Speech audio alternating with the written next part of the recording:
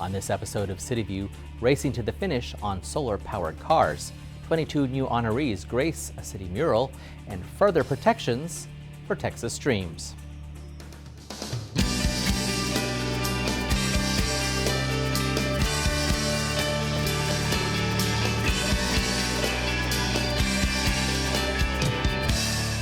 Welcome to City View. I'm your host, Renee Tejas. Well, in preparation for the 10-1 City Council, the City Hall Council chambers behind me is under renovation. The council will expand from 6 at-large elected members and the mayor to 10 members elected by residents within their district and the mayor elected by residents in all districts.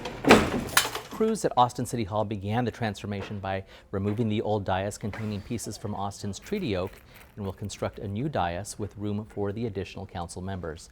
Until construction is complete, the Austin City Council meetings will be moved to the Travis County Commissioners Court at 700 Lavaca Street. The first meeting will take place August 7th. For full meeting schedules and details, visit the website that's on your screen. Well, many folks near Onion and Williamson Creeks are still struggling to move on with their lives after those devastating floods of October 2013. About 500 residents recently attended a series of flood recovery open houses to learn more about a variety of topics that will affect them. There were presentations about rules on repairing homes, information about the city's buyout program, and a review of the magnitude of the October 2013 floods, and more on flood safety. About a dozen city departments worked together on the open houses. After the storm, we received a lot of questions from the neighbors. We met with the stakeholders and they wanted to have open public meetings to ask a lot of the questions that they wanted to get responses. So we organized this one in order to provide them that information and also giving some flood safety kits, their backpacks where they have radios and also they have different other things like a flashlight and things what to do during a storm. We would like for the public to be giving them the most updated information that we have about what alternatives they have here and how to protect themselves because our main concern is the safety of the citizens at any time that we have a flood. You can view videos of the full presentations at the website that's on your screen. And from creeks that had excessive water to creeks that don't flow year-round, City Hall hosted visitors from the Environmental Protection Agency to share a policy announcement. Mayor Lee Leffingwell joined a news conference with the agency to discuss the news that intermittent creeks will likely now be protected under the Clean Water Act. Intermittent creeks are creeks which dry up for part of the year. They were previously unprotected under the Act. EPA has a local government advisory committee who has taken on the task of getting input from local governments around the nation and developing comments to guide how we look at the proposed rule and make it final, because these are the implementers. This is where the action is, and to have the mayor support us is wonderful, and he's supporting the environment as well. Now, this change will certainly affect Texans. 75% of Texas streams fall under the category of intermittent streams, and they will now be protected by the provisions of the Clean Water Act. Well, recently the city of Austin unveiled 22 new portraits to complement existing public art at the African American Cultural and Heritage Facility. We take a closer look at one of those honorees and the artists who made the project a reality. Artist Reginald Adams' creations won't necessarily be found in a gallery. Bring that other piece. Or tucked inside a museum. Design and produce site-specific public art projects. Adams' mural Reflections was unveiled at the African American Cultural and Heritage Facility in 2013, paying tribute to people, places, and events in Austin's African American community. We were invited to create a mural that would celebrate the African American heritage of East Austin. And we thought it'd be a great place to also celebrate those African Americans that have made a significant contribution to this community, past and present. The African American Portrait Project began with honoring over 80 local individuals and civic leaders who have made a difference in their community. So that's the idea behind the mural. So this year there's 22 that are being added, and I think there are 22 great selections. Oh yeah, over here is the one he received Police Medal of Valor.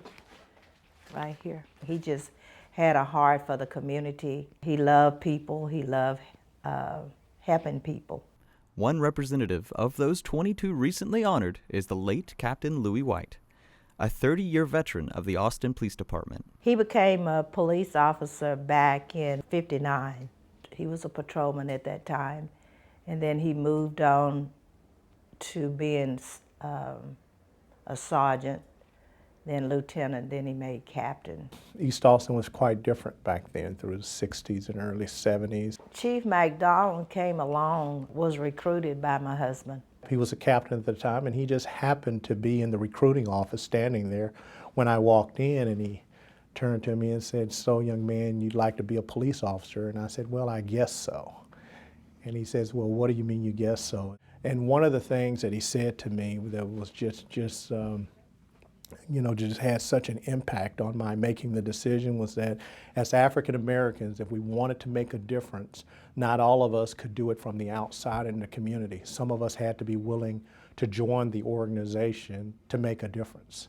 Another recent portrait project honoree, State Representative Donna Dukes, has no doubt regarding the common trait shared by these community leaders. Sacrifice.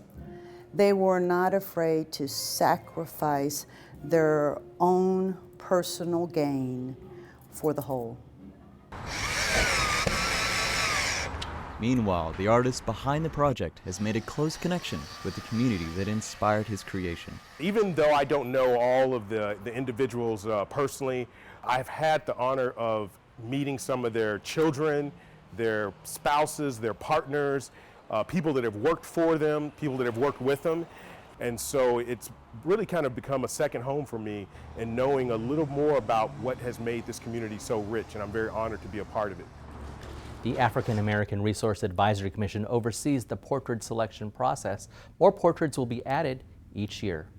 Well, do you want to see cars powered completely by the sun? Look no further than the Formula Sun Grand Prix.